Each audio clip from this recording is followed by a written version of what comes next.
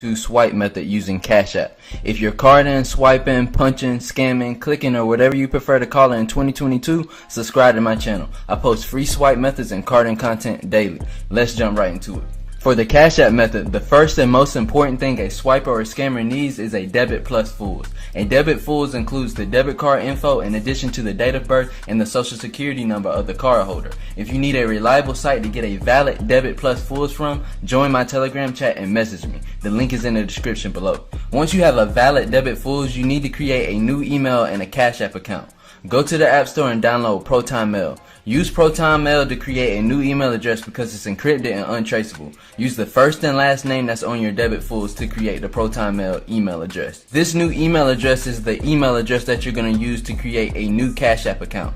Go back to the App Store and download Cash App. When you open up a Cash App account, it's going to ask you to enter a phone number or an email address to create a new account. Make sure you select email and enter the Proton Mail address that you just created.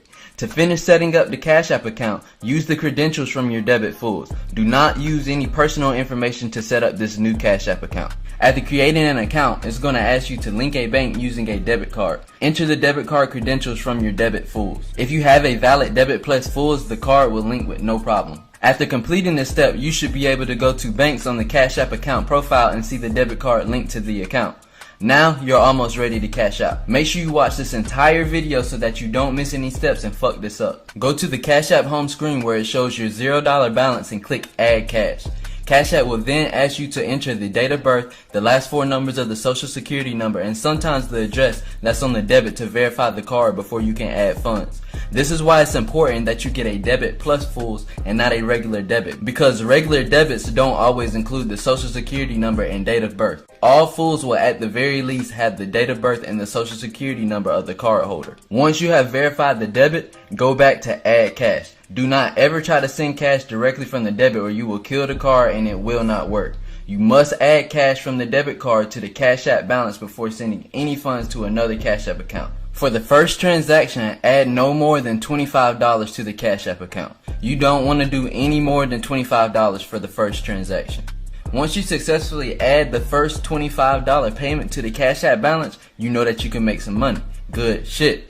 Go to Add Cash again and this time add $27 or $28. Each time you add to the Cash App balance, it's best to use a different number than before and wait 30 to 40 seconds between each transaction. After the first 2 or 3 transactions, it's okay to add over $100.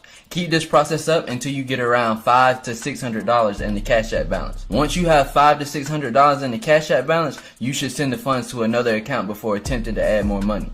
This will protect your funds. You can get away with sending it to your personal Cash App, but if you want to be extra safe, use a temporary number to enable Bitcoin and then send it to your personal account through Bitcoin. You can also create 2 emails to create 2 new Cash App accounts at the beginning instead of 1. This will allow you to send the funds to another Cash App before sending it to your personal. And yes, Cash App will allow you to create 2 accounts with the same information from your debit fools, as long as you use 2 different emails.